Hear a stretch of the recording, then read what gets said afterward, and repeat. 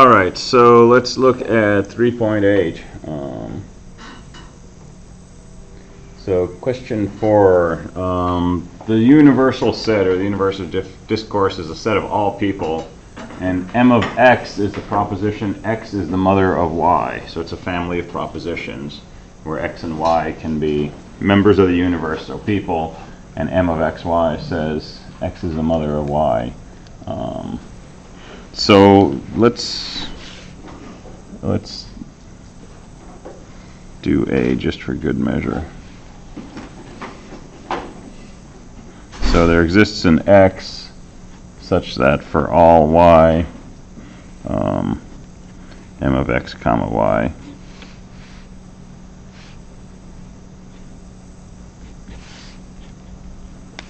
and the second statement is for all Y, there exists an X such that M of X comma Y. All right, so break it up into pieces. Look at this middle piece. This says for all Y, X is the mother of Y.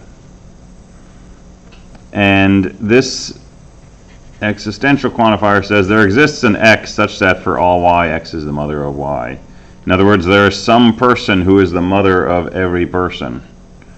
Okay, and that is not true, right? As long as two people have different mothers, that's going to be false. The second statement, well, the inner part says there exists an X such that X is the mother of Y.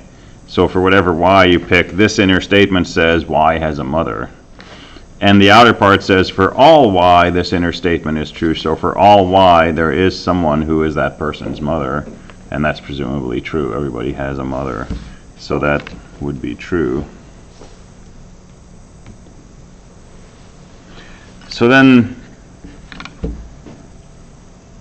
translating from English into propositional language, so translate the following statement into logical notation. Everyone has a grandmother.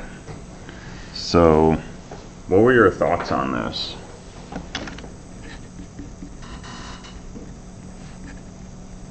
What did you try?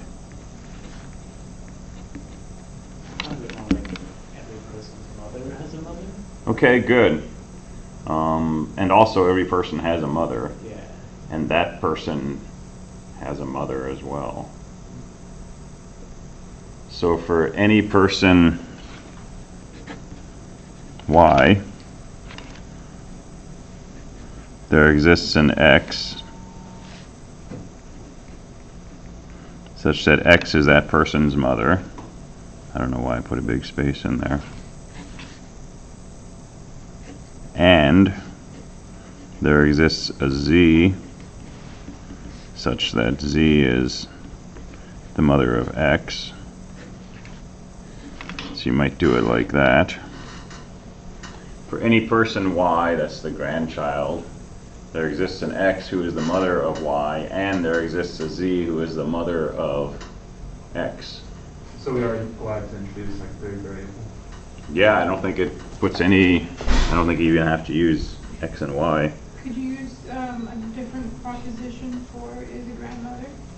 You could make a new proposition. Okay. Did you do that? I can't remember because Okay. I think I did. Okay.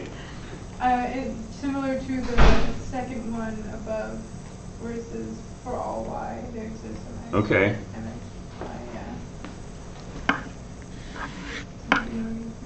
You could say for all Y there exists an X and a Z such that X is the mother of Y and Z is the mother of X. So could you take like M of XY and then replace the X with another M of XY? Not really, like M of XY, Yeah. comma something. This thing here is a proposition. And when you say M of something, comma something, this is supposed to be a member of the universe, which is a person. And if you put M in here, you're actually putting a proposition in the place of a person. And so that's kind of not consistent with what M is.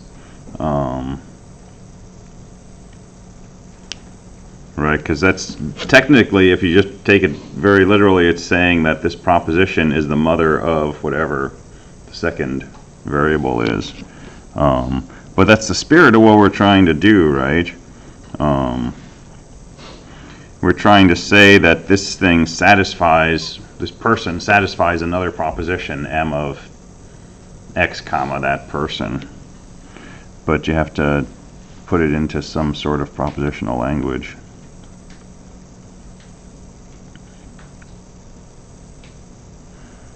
Any other ideas how to do that?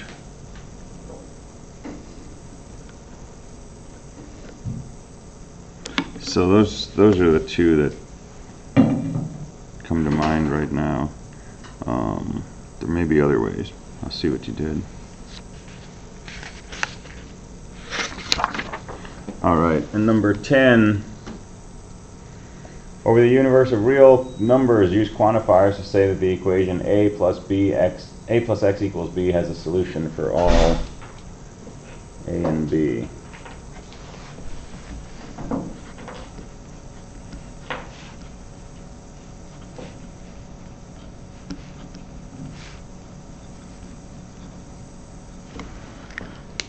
So we want to state that we can always solve this equation. And it's for all a and b. So for all a, for all b, there exists an x such that a plus x equals b. I think that would work. But the critical point here is we're fixing a and b, right? We're saying that you can pick any a that you want and any b that you want. And once you do that, there will be an x. Right, and it's different from putting the x outside and saying there exists an x such that for all a and b. That's not true, right? But for all a, this proposition is true. This proposition is saying for all b, there's an x such that this is true. And this inner proposition is saying once you know a and b, there's an x such that a plus x equals b. Any other ideas on this one?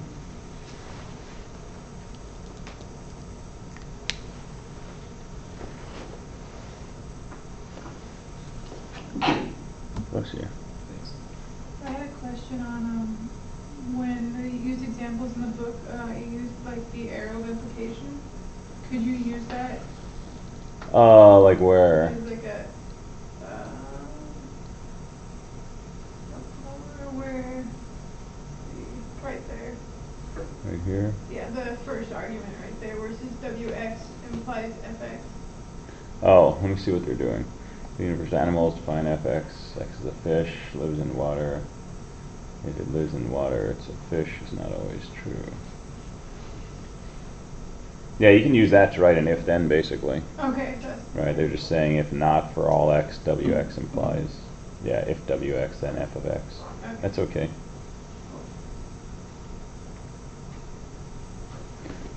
There's a really fun one in here that I thought. 2, 4, 6,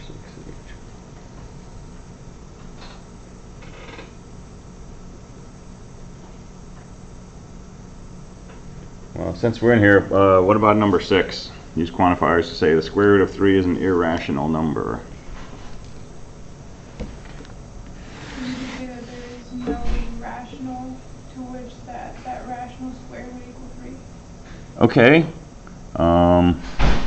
So there does not exist an x contained in Q such that x squared equals 3.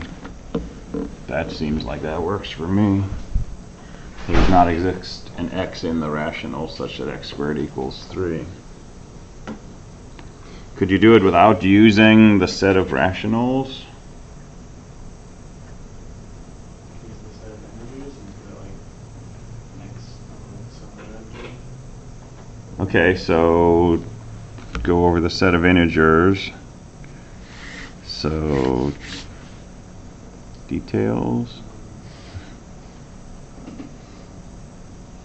What does it mean when we say square root of 3 is irrational? It can be represented by a fraction, right? A fraction of integers, right? So there does not exist x comma y and z such that x squared over y squared equals 3. I think that would say the same thing. So that's saying x over y equals square root of 3. So these quantifiers are pretty powerful things.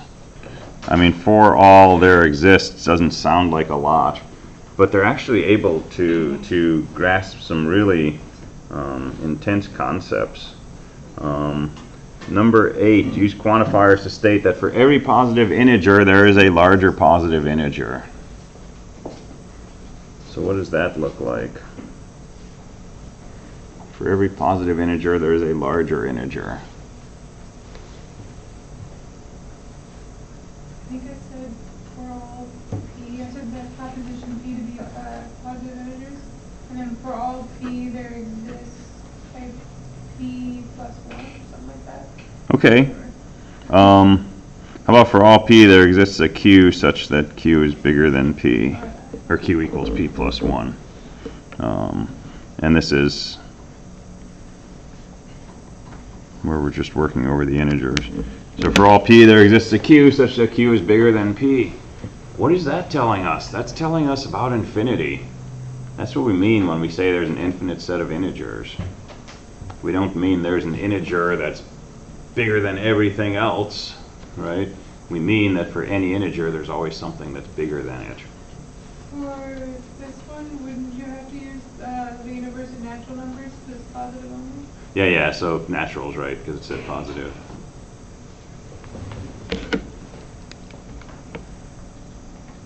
Thanks.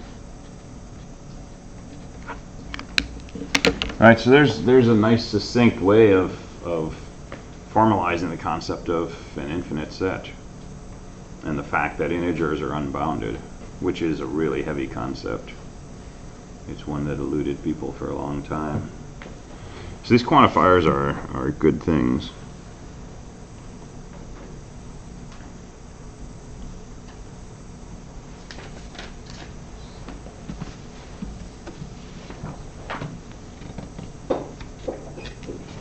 All right, so I mostly want to work on modular exponentiation and Fermat's little theorem, but I want to mention 2 other results that we're not going to prove, but that we'll use when we talk about public key crypto.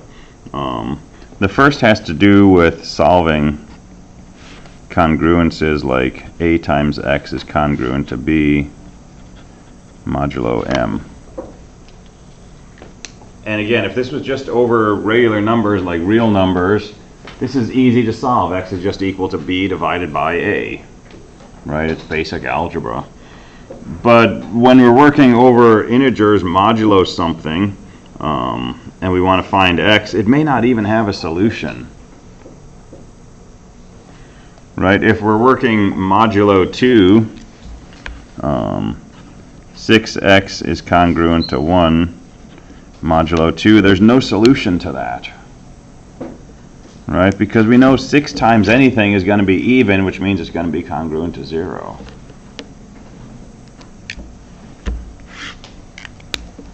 So sometimes this has a solution, sometimes it doesn't. It turns out this has a solution.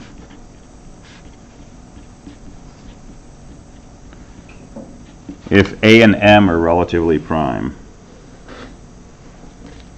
So if the greatest common divisor of a and m equals 1, then this will have a solution, and it will be unique. But otherwise, it won't.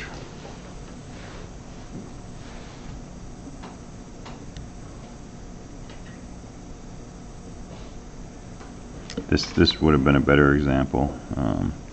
2x congruent to 1 modulo 4 doesn't have a solution. And the reason it doesn't have a solution is that 2 and 4 share a common factor. They're not relatively prime.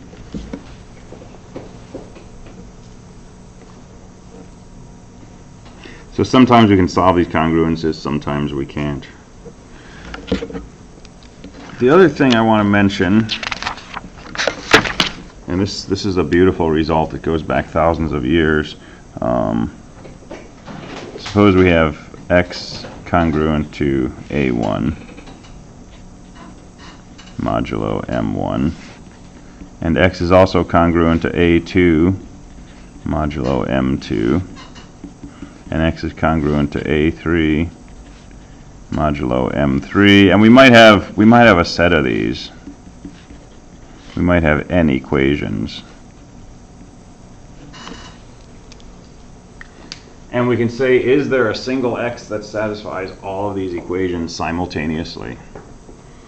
So a simple set of simultaneous equations, pretty simple if this was, again, just real numbers, but over integers modulo something, we don't know if an x exists that satisfies all these equations or not. And it turns out, if these m sub I are pairwise relatively prime,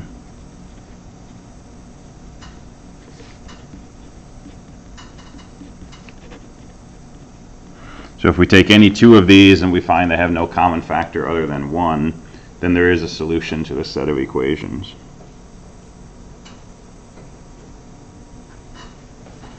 So then there exists a unique x that solves these. And that's something called the Chinese remainder theorem.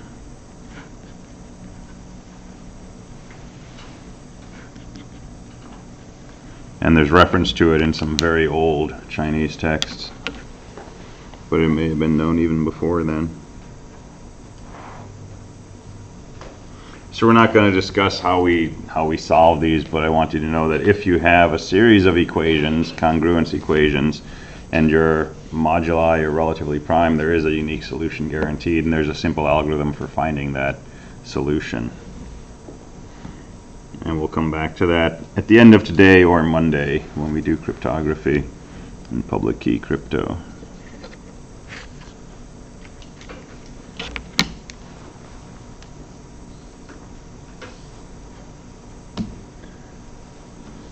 All right. Oh yeah, and the proof. Let's do the proof.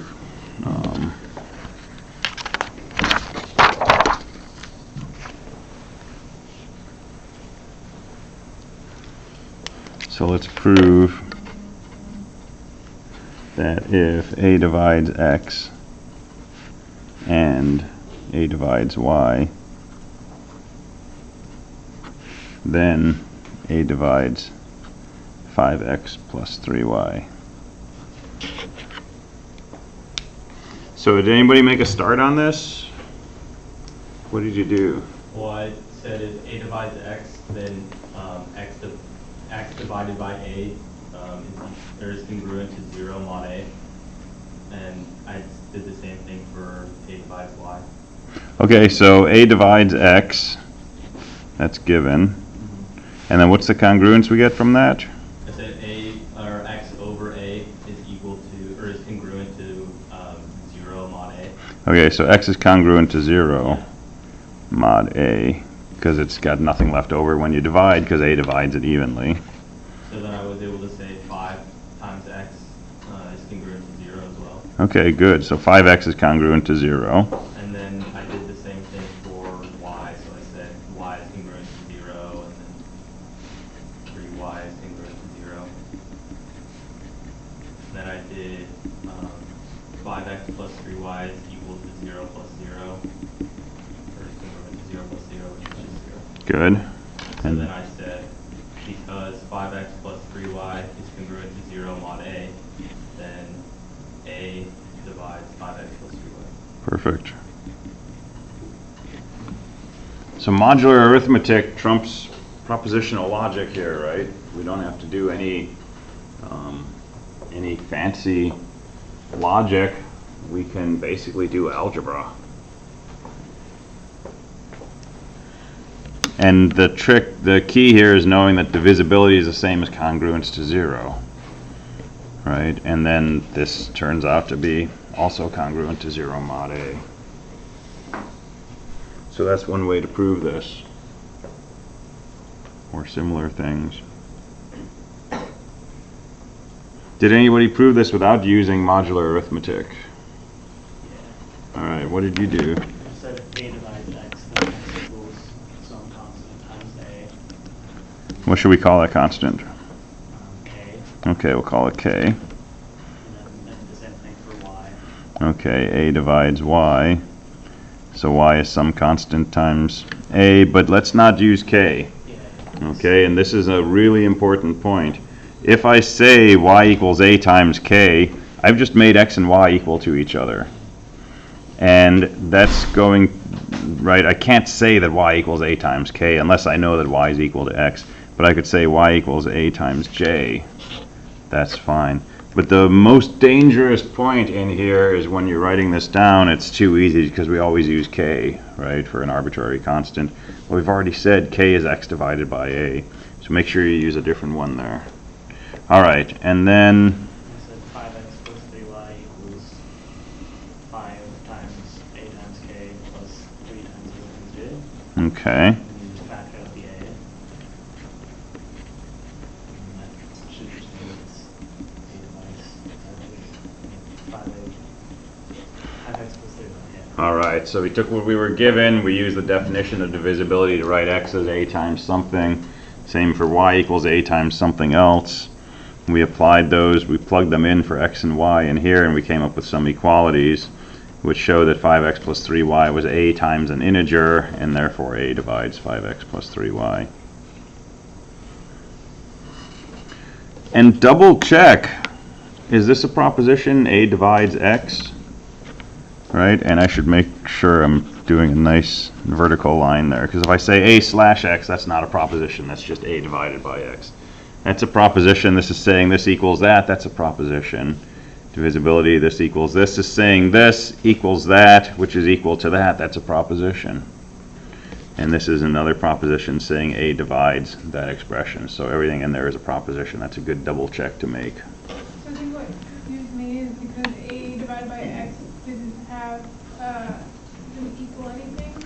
So that's not divided by, that's the statement A divides X. Right. So be more careful than I am when you make vertical bars. Okay. So, or you could write longhand X is divisible by A, right? And then it's less confusing looking.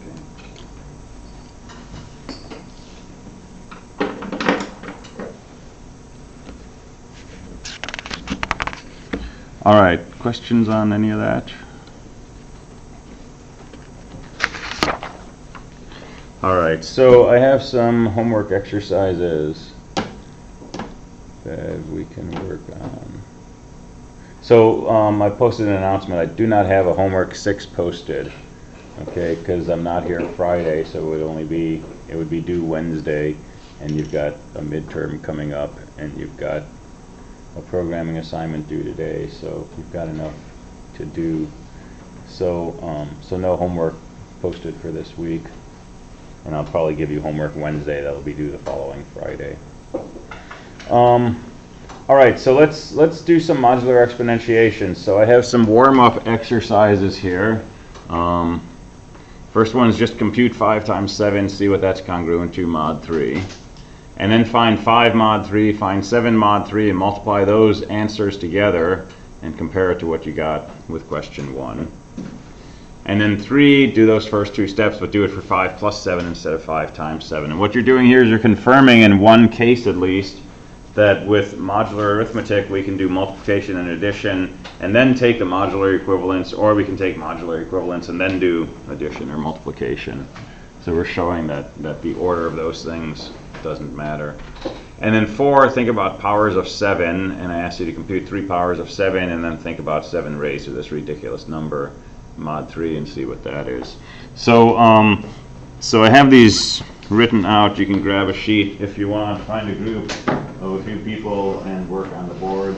And we've got a smaller class today, so you should be able to do groups of like 3 or 4 people. Work through that first part, warm up, and then we'll talk about it, and then we'll go on to the second part.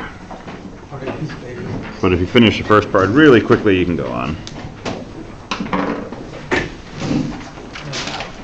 Yeah, I'm sorry, what's your name again? So, I like it.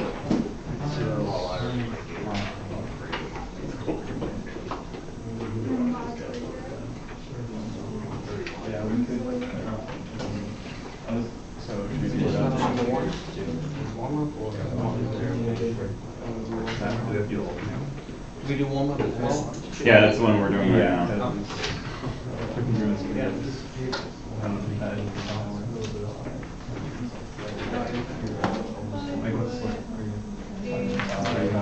Yeah, 35. It should be. Five, so that would be 2 again, and then 5.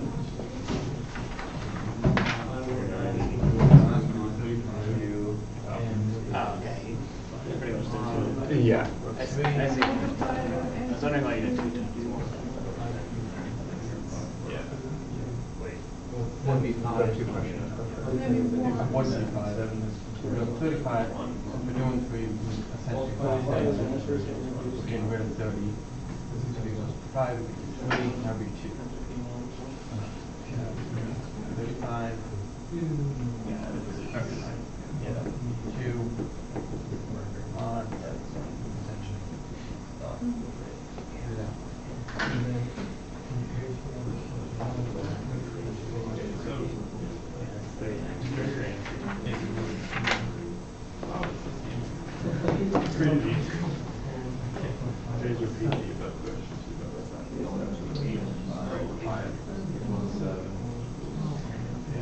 Four, 2 and 1.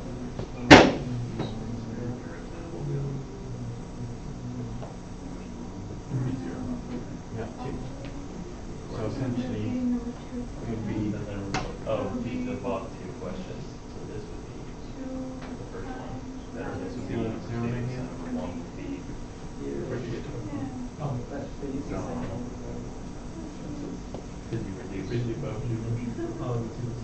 Yeah, so question 2. So it's going to buy this congruence. Oh. So I was just skipping That. this one. So if we did it with 5 plus 7 is equal to. First of all, this would be equal to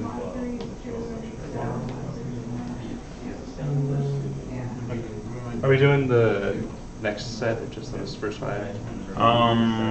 Yeah, if you're already done, you can start looking at the second one. 1, 3.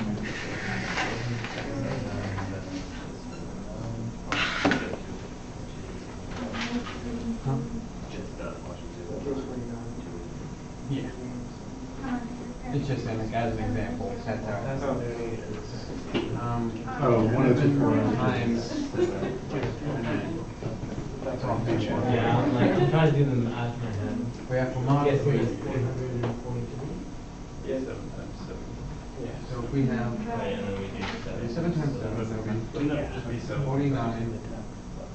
One. Yeah, but it would just, or you could just say it's 1. 2 to 6. 49. There's 7. 5. 2, 1. 7 is going to be 1 7, right? We have that. We can also do, 5, Oh, yeah. 7 is 1. 1. 1.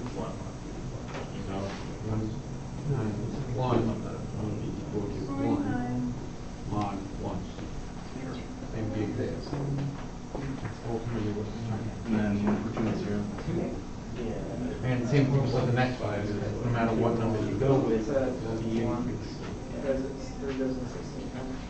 because we found the base value for this and find something to go with this. It's 1 1.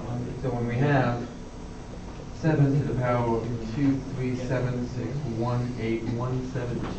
That's what I'm Oh, yeah, 2. Or alternatively, find the congruent part of the mod of it, which would essentially be 1, 2, 3, 7, 6, 1, 8, 1, 7, 2, which thankfully is 1.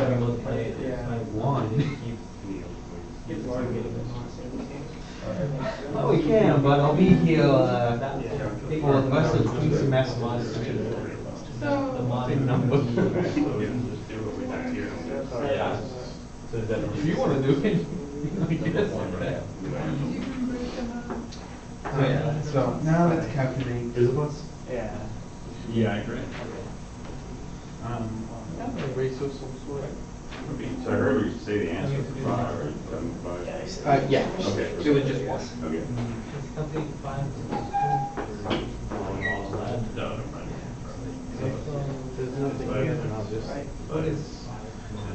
right, so everybody's got that first part done, the warm-up, so that's good. So let's go on to modular exponentiation. So I've got the steps written out here to do this. And this is basically what we did at the end of class on Wednesday, but we went through it pretty quickly. Oh, okay, yeah. Okay. So in this case, part one, finding. Do we start with 5 to 0 or 5 to the 5? We're like we go to What would that? One for, was it 5 So what's that? So 0, which is the 1 to 25. So it's going to be 25 times 1. it's exponential. So it's 1 by 1. No, it's not. 4 3 times. So it's 1. Yeah. So it's going to be actually 0, 1, 9, 6. 5, 1, 0, 0. Yeah, I guess we just need to find what. Show me how to do this. Oh no, it's 2033.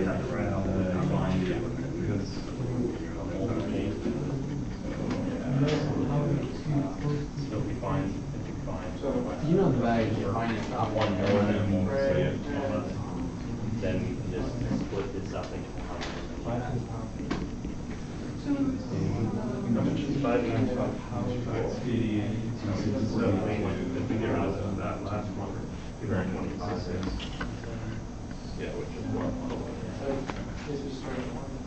Because if we then be 4 1.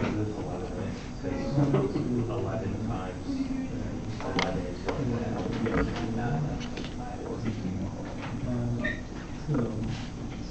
Maybe write down binary values. That offhanded on my notes.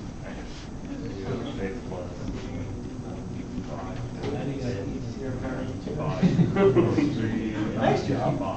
Thank you.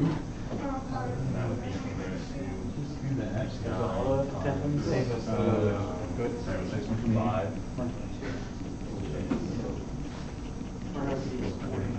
And now.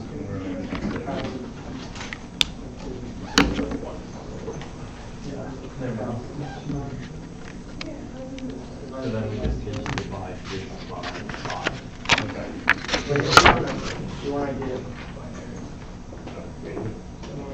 Well, no, it just be 1. As long as this divides by 5 is what it does. Yeah. So I think we just.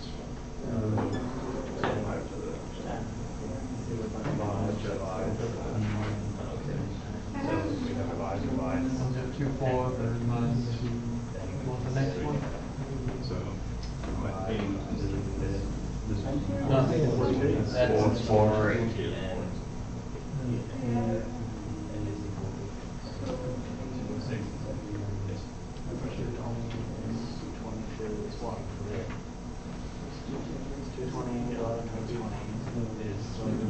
So yeah.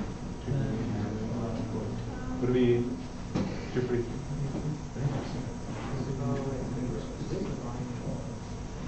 Because it would be. Still don't like that logic. You're right. Yeah, it would be very So you basically just have to find, you have to find what power up makes it congruent to 1 mod whatever it is, and then you just take the exponent and divide it by the other side of it. I don't like this. Okay.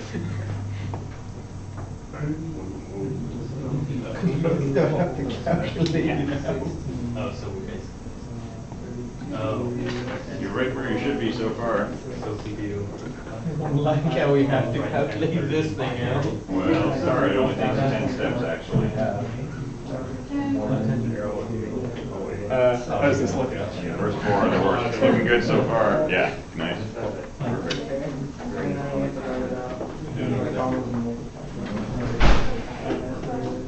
So this will be 25. Start working on the back of the sheet. Oh, is it back this sheet? Yeah.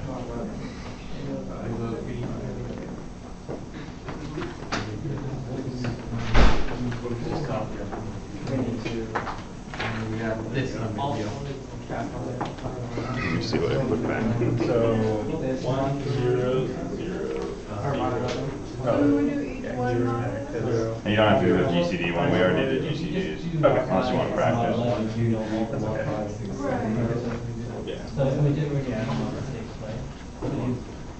What was the one about? Oh, no. And 25. P is prime. And P is number. That's only 3.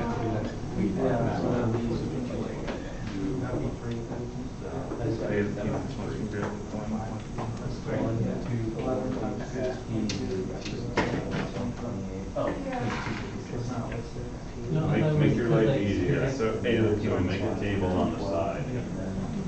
5 to the 1. So we have to write out all these. So 5 squared by 2 Alright, 552 is going to be the square of that. So if P is. Or is that 3 times? It's going to be 3, okay. So Now jump to 5. So then it's, to 4. so I think it's just 1. So I think it's just. And that's just the square of 3. You should I'm not looking at this. Oh, so we can probably do congruent. So Square. we know 7 to the 10, then we can just do 7 to the Yeah. 10 times 7 to the 10. But Yeah, same. Right? That'd be 9. Yep. Okay, and then 558. Yeah, would be 81. 81. 4. One more. And then, yeah, 7 to the 20 is just 7 to the 10 times 7 to the 10. What is that? Or 60. Yeah. I'll tell you this. And then is congruent 5 again. Yeah. So now So there's that's 5 7 to tables the 20 you times fill in. or, yeah. Oh, yeah. You've already No, done that's 5 not. squared is 3 and 3 squared is 9.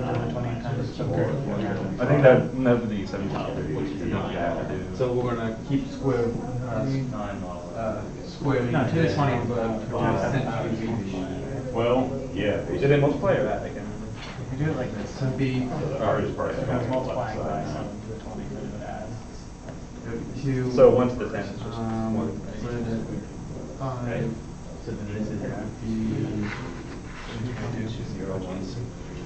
5, 4, 9, 1,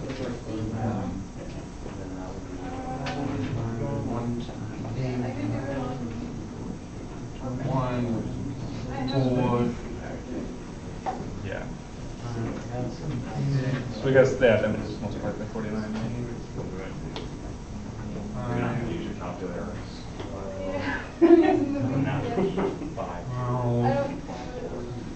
Five, 3, All that. 5, 1, no, What's 5 to the power? 9, Okay. 9.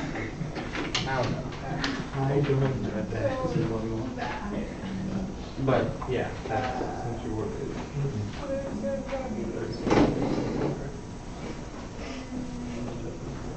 And essentially we can, we know 25 is going So let's do this. Make it- 9. So you got 5 squared is 3, you got 5 to 4 is 9. Just say that that's- What about 5 to the 8? We got 6. Yeah, that's fine. Wait, Because that's just the square of 5 to the 9. 4th, right? Since 5 to the 4th is 9, 5 to the 8th must be congruent to 9 squared, which is 81. Remember this, yeah. So you have to make a table that's only got 10 things in it. You got the first 3 of them done already. We, And we're gonna get down to. we have that 11. We can get rid of 2 because of 11 times 20. Yeah.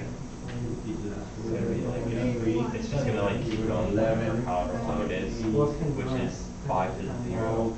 So it's just gonna be 1. Yeah, so write down the 81, just so you don't have to keep it in your head. And then you can write that that's congruent to 11. Yeah. So then we just have 3 times. That's 7.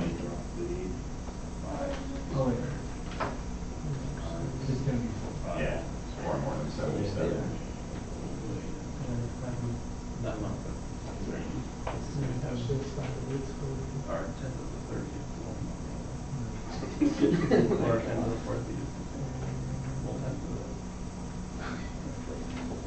Or 5 to the.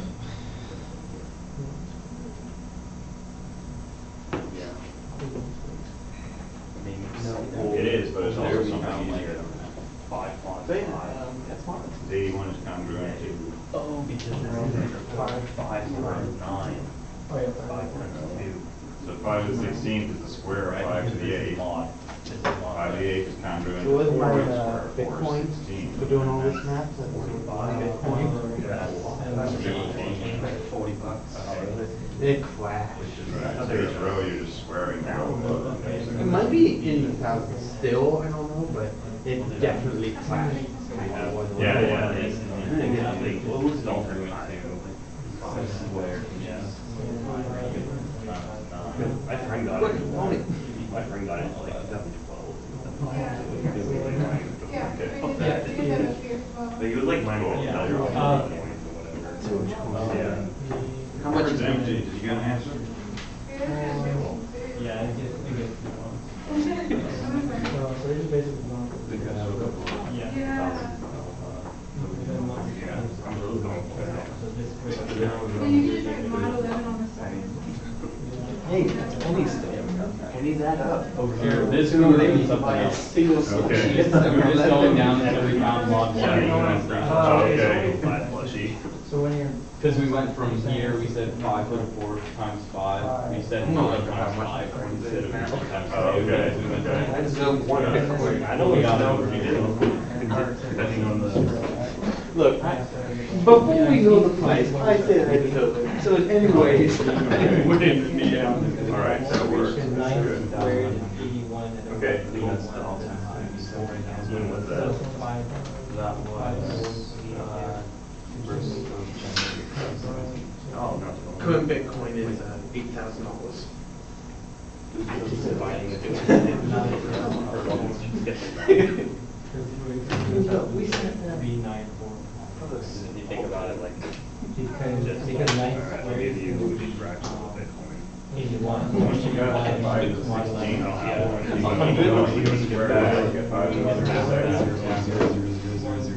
It goes down. 5 to the 16. Yeah. Yeah, so I guess So if that you keep doesn't work. squaring, right, you'll go 5 to the 8th, 5 to the 16th, 30 seconds, 64. Oh, no, 10 Bitcoin steps, is it'll just be at 5 to the 10.4. Kind of going back up. So you just have to square the thing on the right. Each time they'll never get bigger than it 100. goes up and down. If I had Bitcoin, I would.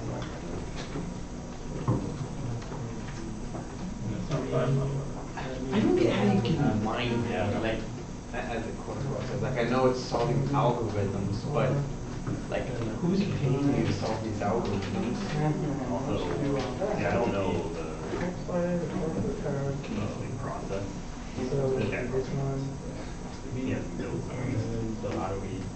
I know it takes a week to do this, the 5 to 10.4 the whole calculation. Yeah. Because you're using the binary to figure out what.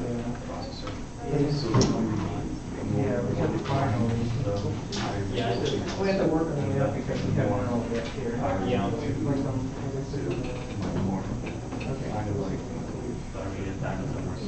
Sure, okay, yeah. Yeah. Okay, so then we divide that by 11. Subtract 5. Yeah. You started. Yeah. Oh, right. How do you like? No, it's So,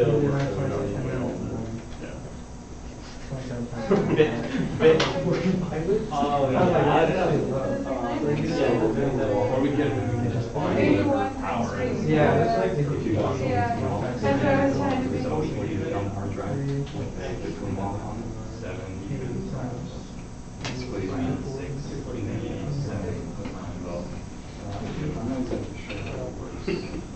So what Bitcoin essentially is just solving the problem and you get paid to do it. Yeah. Computing. Computing stuff for other people. Yourself, yeah. or, yeah, it's just, Like, the terminology of like the mining, Get it down to a number that was between just 0 and a 10. source of money.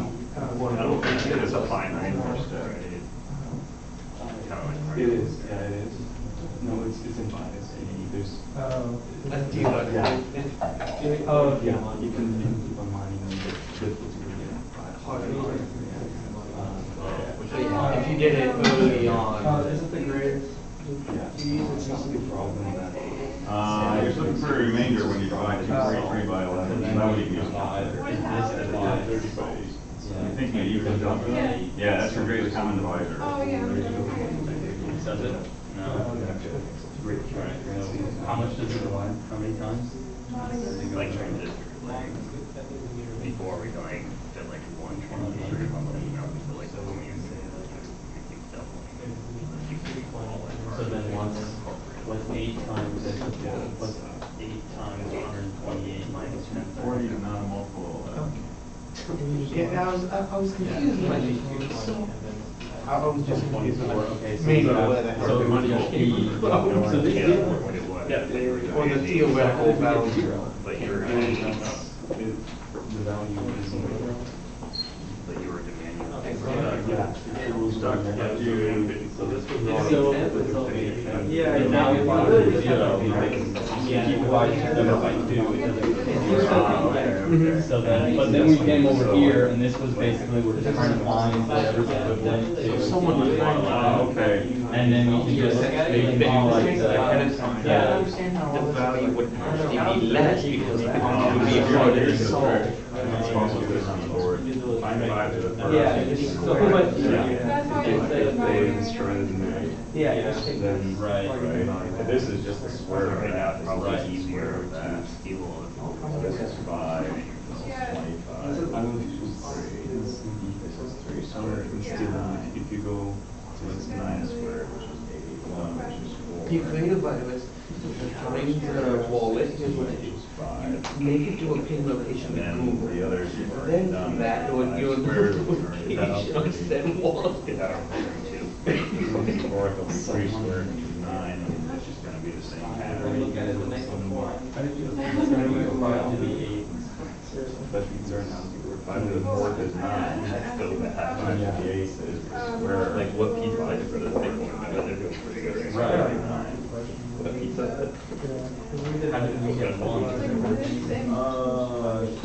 think he, Yeah. so 6 times 5 should be 30. I always like Left to equal see to I have some. I get somewhere down like. Like, I guess you can just Yeah. ask them out whatever you want. 5 and 7. Yeah, I always think that. Yeah. 5 equals to 5 times 5. 5 to the 4th is congruent to 9. Okay. And So 5. even if I have like 2 big ones, Nine. I write it underneath the two, like that kind of. Oh, it's not. Yeah, 8,000. Yeah, it should be 5. I can get less or more. That would be 45, which is 1 less than next one. Okay. So then we divide, so then we go to, so then we were right the first time. Yeah, you can chunk out that. Yeah. So then it was just this. Yeah. And then we divided this, we divide these over, so we just have 111. Yeah. Cool, all right, so I would say you've got modular exponentiation.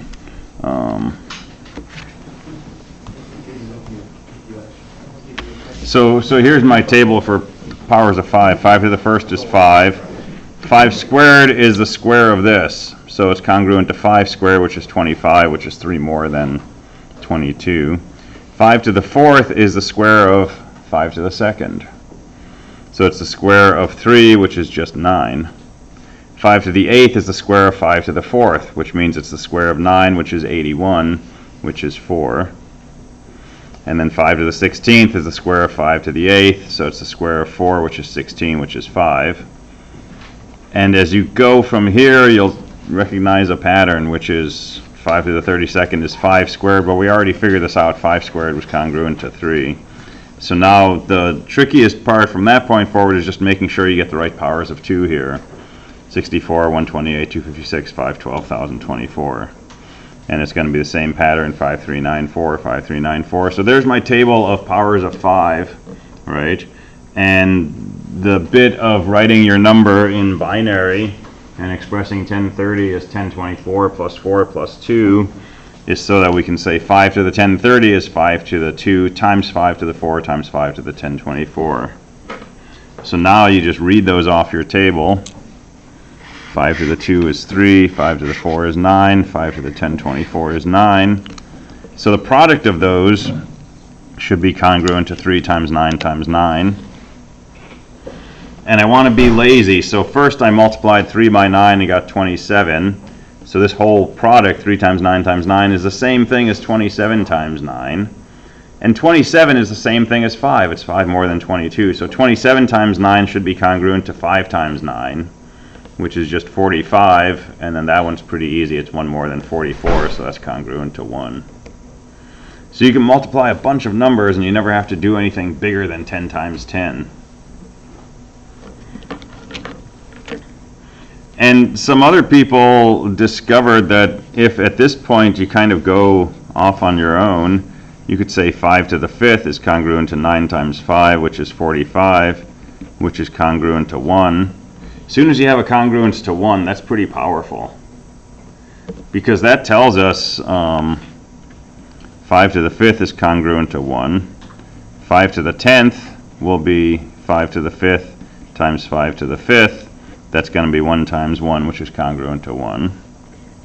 5 to the 15th will be 5 to the 10th times 5 to the 5th, which is 1 times 1, which is congruent to 1. So 5 raised to any multiple of 5 is going to be congruent to 1.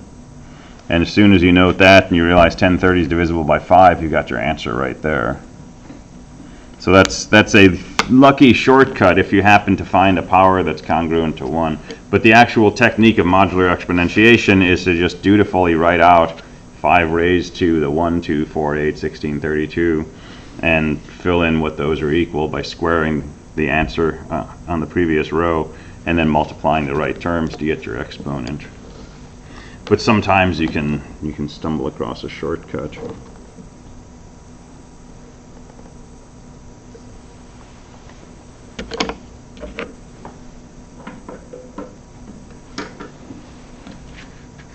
All right, questions about modular exponentiation? And it's not usually something we do, it's usually something we'd have a computer do, right? But this is doable with pencil and paper.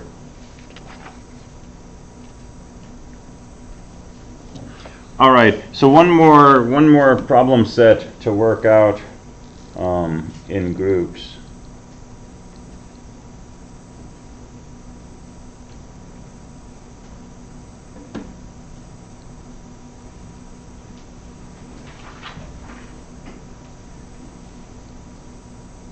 So this is Fermat's little theorem. We're not going to do question 1 because we already did Euclid's algorithm last week. So let's just look at question 2, Fermat's little theorem.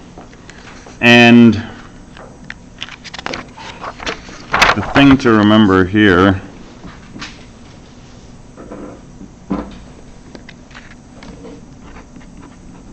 Fermat's little theorem says a to the p minus 1 is congruent to 1 modulo p,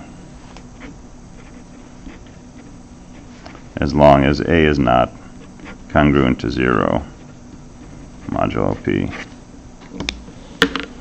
So any general number raised to the p minus 1 is congruent to 1 mod p, as long as p is prime. So your first question is to calculate 7 to the 10th modulo 11. Well, if we're working modulo 11, we want to use Fermat's little theorem. This would mean that p equals 11. And what does Fermat's little theorem tell us? It tells us that any number such as 7 raised to the 10 is congruent to 1 modulo 11. So this very first part of the first question, 7 to the 10th mod 11, that's congruent to 1 because that's what Fermat's little theorem tells you. So we can just do this on paper, actually. So 7 to the 10th is congruent to 1. Everybody understand that? Right? It comes out directly of this theorem, that if you have a prime, something to the prime minus 1 is going to be congruent to 1. Well, if 7 to the 10th is congruent to 1, what can we say about 7 to the 20th? 1 times 1. Yeah, it's just 1 times 1, which is congruent to 1. And what can we say about 7 to the 200th? 1 to the 10th. Yeah, it's 1 to the 10th, which is still just 1. So what about 7 to the 220th?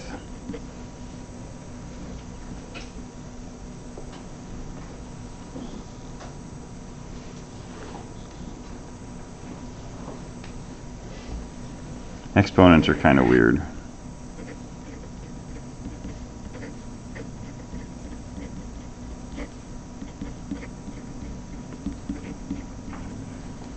Right, since 220 is 200 plus 20, 7 to the 220 is equal to 7 to the 200 plus 20, which is 7 to the 200 times 7 to the 20.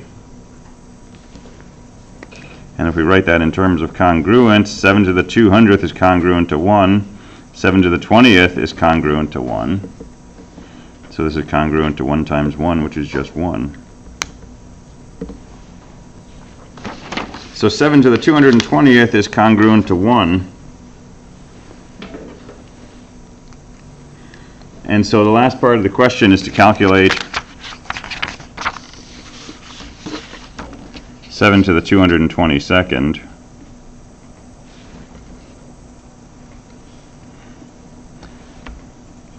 So this is 7 to the 220th plus 2. So it's congruent to 7 to the 220th times 7 to the 2. And we just found 7 to the 220th is congruent to 1. And 7 squared is just 49.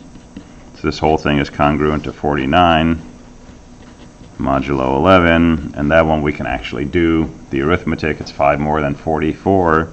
So that's congruent to 5. So what's going on here is we're trying to find 7 to some big number. We have a couple of tricks we can use to find 7 to a different but close big number.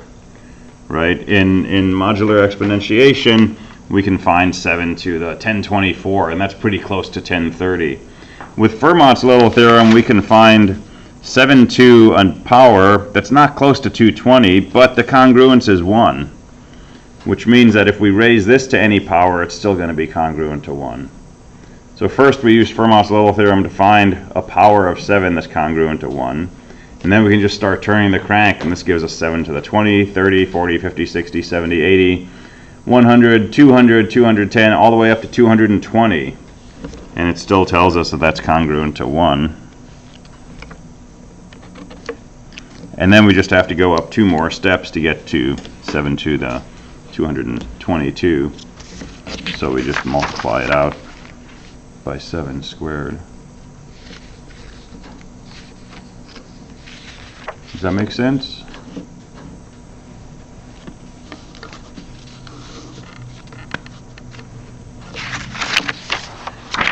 All right, so I'll give you some homework questions next week dealing with modular exponentiation, Fermat's little theorem. But that's the idea, and it's mostly a challenge of keeping track of what you're doing when you start writing out these tables of powers. It's easy to forget why you're doing this. So any questions on any of that stuff? All right, so let's talk about applications for like 20 minutes.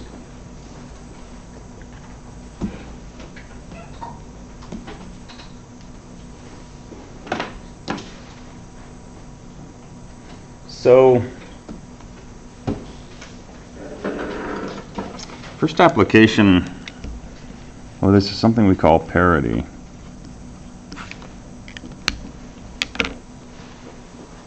So go back to, I don't know, the 80s, definitely, the 90s maybe. And you've got somebody at home trying to talk to a computer that's somewhere else. And today we just use a Wi-Fi connection. You just talk to your router and the router goes out through your cable or your DSL or whatever your link is. But before that was a thing, right? People used telephone lines to connect computers to each other. And that wasn't something you could always do. For a long time, so the phone company was AT&T, okay, Ma Bell. That was the only phone company. There was no Sprint, there was no MCI. It was one company. They had a monopoly. And because they had a monopoly, they got to set whatever rules they wanted for people to use the phone system. And people started to do things with computers and realized you could get two computers to talk to each other by using the telephone line. You could send a series of tones and you could code information in those tones, make a high tone to mean a 1 and a low tone to mean a 0, for example. And the phone company said, no, we don't want you to do that. And it went to court and the judge sided with the phone company and said, no, you can't use the phone lines that way to send these beeps with coded information. And that was it. It was illegal to transmit information that way. Why? Because the phone company wanted it to be that way. And this got challenged several times, and finally one of the cases went to court and the judge came down in favor of the customer and said, as long as you don't actually touch the copper wire in the walls, you can send whatever you want over this phone. You can send tones and sounds and voice and music and anything else, but you can't actually, you know, go behind the plaster and connect to the copper, right? But they decided if you're just sending sound through the microphone, anything goes. And it really changed the world, that ruling, because suddenly people could make things like fax machines, right? It would be illegal to use a fax machine prior to that. Now you could make a fax machine that sent an image of a piece of paper as a series of tones over the phone line. People could make answering machines. That wasn't legal before. But now you could make something that would listen to what was coming out of the phone and record it and play a message and so on and so forth. And it also made it possible to have modems. So modems are devices that take ASCII codes, for example, translate them into a series of tones. And the first modems that people used looked like this. All right? They were acoustic couplers. So your telephone, this is an old style telephone that you have a handle and there's a little cylinder on the top to listen and a cylinder on the bottom to speak. You would take that phone and you would dial, right, on a dial, the number for the computer, and when the computer answered, you would take that handset and you would shove it down into those two rubber pieces there. And the mouthpiece that you would talk into was sitting next to a speaker that would make tones, and the earpiece that you would listen to was sitting next to a microphone that would pick up whatever was coming out of that piece, and that rubber would fit very tightly and it would seal it from outside noise somewhat. If you got next to it and you shouted, it would mess it up. And they labeled, you know, which side has the cord, so you know which way the phone goes. And you could send information with this. So a typical acoustic coupler you could send at a baud rate of 300. So 300 beeps per second, which is about 10 characters. That was pretty standard. The really fast ones would do 1,200 characters, 1,200 beeps per second, so 120 characters per second. That was higher speed. We dreamed of 9600 baud that would send almost 1,000 characters a second, but at the time, nobody had that technology. That was in the future. So this worked, and this was where early bulletin boards were built and early ways of hooking computers together and sharing information, and even some rudimentary networking was done with this technology. A big problem with this technology is it was error prone, right? You were relying on here's a tone, here's another tone, here's another tone, here's somebody screaming in the background, which kind of sounds like one of these tones, and now the transmission of the information gets noise in it, and the data you were sending across is corrupted. Well, if that's a message, you might get a letter that looks weird or something like that.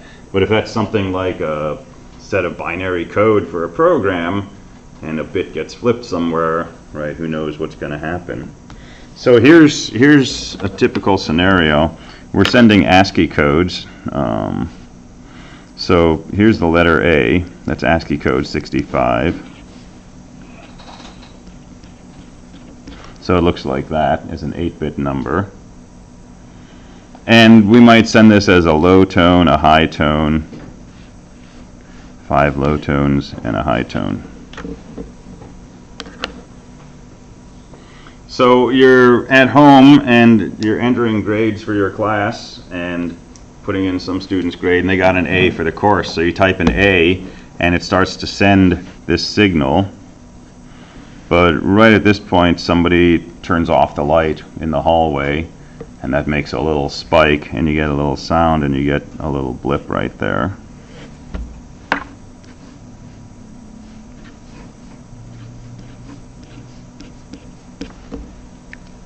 And now your code looks like this, or let's say it looks like this.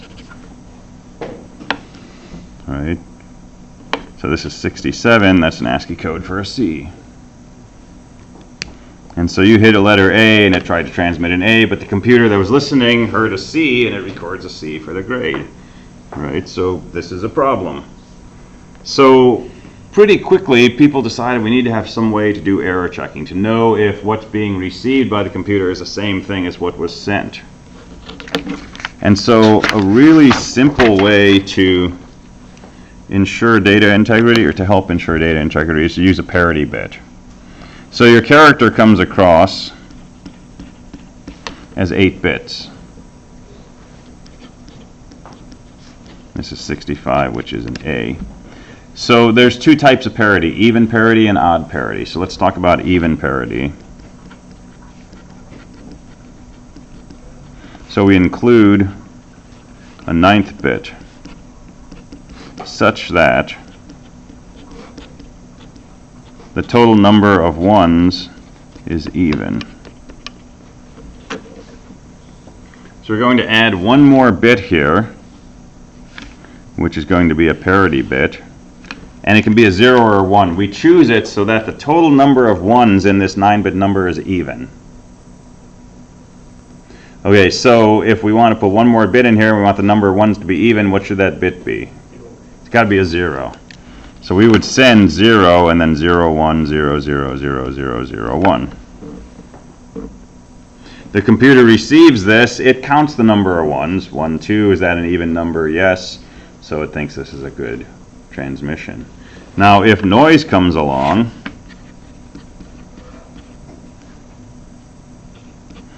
and the computer receives this, it counts the number of ones. 3, that's not an even number. It says something went wrong, and it'll tell the sending computer there's a parity error, please resend it. And even if the parity bit is the thing that has the error in it, it will count the number of ones. C3, that's an odd number, it knows something went wrong. So if any bit gets flipped, it'll detect it. What if 2 bits are flipped? There's the question. What if 2 bits get flipped? Right, so if you send your data and it looks like that, how many ones are there? 4, that's an even number. Yeah, I guess everything looks fine. And now you've got a grade of G, whatever that means. So parity is a first order error checking. And calculating the parity bit is easy. Add up your bits and calculate it modulo 2. Right, so if the number of bits is already even, mod 2 will be 0, that's what your parity bit. If the number of bits is odd, if you actually wanted to send this pattern, 3 is congruent to 1 mod 2, so we would set the parity bit to 1, and now we'd have 1, 2, 3, 4 ones. It would be consistent with even parity. So parity bit equals the sum from I equals 0 to 7 of bit I, just reduced modulo 2. Now that's for even parity. If you do odd parity, it's just the opposite. We want the total number of ones to be equal to 1 mod 2. And so our parity bit would be 1 minus this result.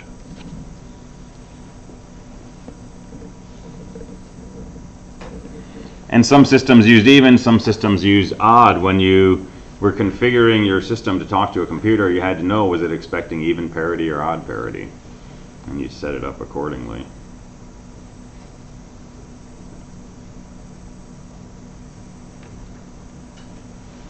And odd parity is particularly nice because a really common failure mode is when your line goes dead and it just starts sending a bunch of zeros. And if you just send a bunch of zeros and you look at the first 8, how many ones do you have? 0, that's an even number. If we're doing even parity, that looks valid. And we look at the next set of 8 bits, and that looks valid. And this looks like a perfectly valid transmission. The person's just sending me a bunch of nulls. If we're using odd parity, as soon as we get 8 zeros in a row, we know there's a problem. Or 9 zeros in a row, because the parity bit should be 1. So odd parity is a little better in that sense.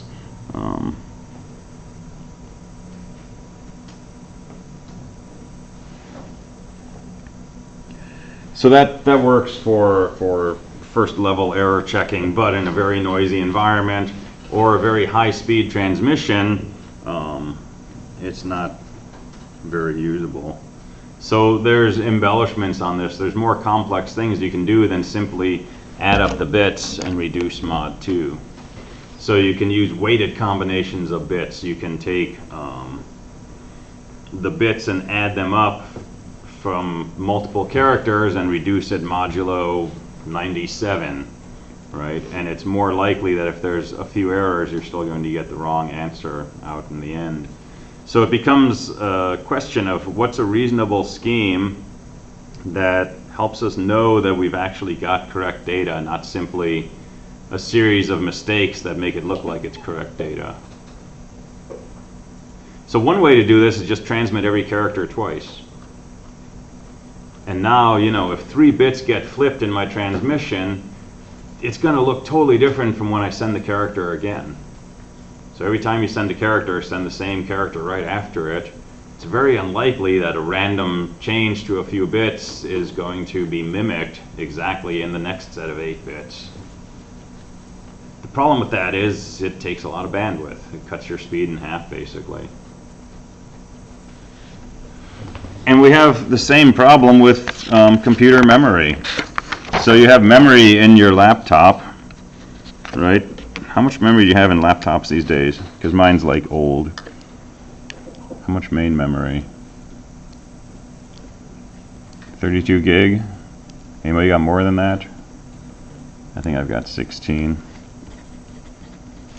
It's a lot of data. 32 gigabytes, right? So 32 times 8, 256 gigabits. That's a quarter of a trillion bits. Right, 256 billion bits. Theoretically, if any one of those bits were to flip, you might have a problem. You might not, but if it's a bit that's critical to something you're doing, or represents the thousands digit in a transaction you're making with your bank, right, that could be bad. And memory has gotten so small and so fast that it's very sensitive to errors. In our labs, we use 250 circuits. We use 0 volts and 5 volts to mean a 0 and a 1, right? So anything from 0 to about 2 volts is a 0, and anything from like 4 volts to 5 volts is a 1. That's a big range of error, right? Somebody flips a light or turns on a hairdryer or something. The voltage might fluctuate from 5 volts to 5.1 or 4.9. It's not going to change a 1 to a 0. The circuitry inside our computer, we might use 0 volts for a 0 and 0.2 volts for a 1. Right? This is how we get laptop battery life. Keep the voltages small. So memory errors are kind of a fact of life. And we rely on things like parity to detect errors. So if you spend a little more, you get memory with ECC, error checking and correcting, right? That's a code where for every 32 bits you have, I think, 3 extra bits that are used basically like parity bits. But they're good enough that they can detect multiple errors within those 32 bits, and they can actually correct if you only have one error. They can figure out which bit is wrong and flip it back to the right value. Same thing when you download a file from the web. You're downloading an executable program that you're going to run, and it can do anything it wants to your system. You want to make sure that code is correct. So you need to know that none of the bits accidentally got flipped when it was downloaded, or nobody went into the server where this file is housed and maliciously changed some of the bits, so that when you download this update to your browser and you run it, it doesn't secretly go into your password file and send all of your passwords to some offsite server.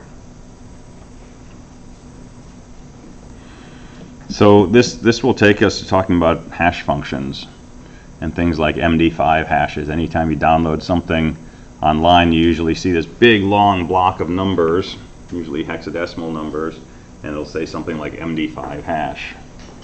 And when you download this file, you can compare its hash to the hash that it should have, and if they match, you can have really good certainty that this is actually the file that you were supposed to download, that hasn't been changed in some way, either accidentally or maliciously. So it's an error checking thing, it's a safety thing, it's an anti-hacking thing. So we'll talk about hashes on Monday, which is like, among other things, it's an extension of parity and these other error checking methods. And then we'll talk about things like UPC codes and ISBNs, okay, which are other applications of these, adding check digits and so on and so forth. And then we'll start talking about crypto systems, which is how we deliberately obscure information. All right, have a good weekend. I will see you Monday.